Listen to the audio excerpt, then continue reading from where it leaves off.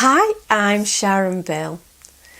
In my music theory lessons, as I guide you through the ABRSM Discovering Music Theory workbook, I now turn my attention to Chapter 10, looking at musical terms and signs. The full lesson is available on my Patreon channel if you visit patreon.com/Sharon Bill, or you can find the link in the cards and in the description box. In this lesson, I help you to revise all of the musical terms and signs and the Italian words that are required to be understood for the ABRSM Grade 1 Discovering Music Theory exam. Sample examples of this lesson will follow on after this little video. In this lesson, I look at how we are told not just only which notes to play and how long to play them for, but how exactly to give the musical interpretation.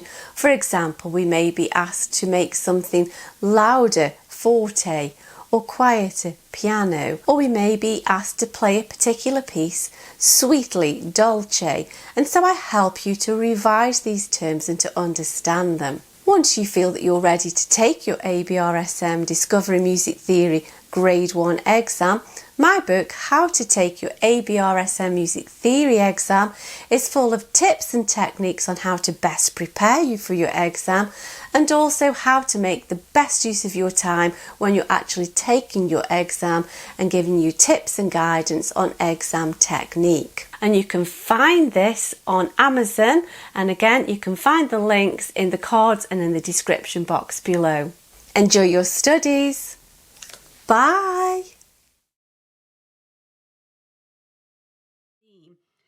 And think about, before we get kind of engrossed in these particular terms, I think if you can find ways of understanding how these words work, actually they become very easy to remember then.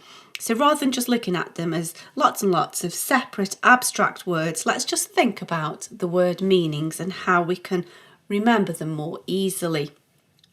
And if you think about the piano, the full name for the instrument, the piano, is the pianoforte.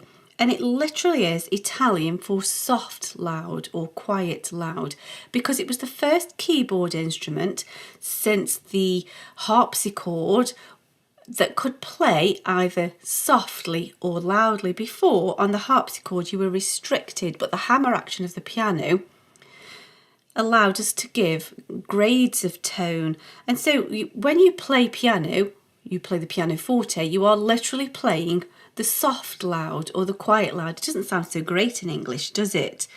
And that goes a long way to helping us, because we know that piano is quiet and forte is loud, gradually changing the tone. And if you remember the dim for diminuendo, we can see it's diminishing, it's gradually getting quieter. That root word for diminishing does help us there. Now MF stands for mezzo forte. We know the F is the loud and the M is the mezzo.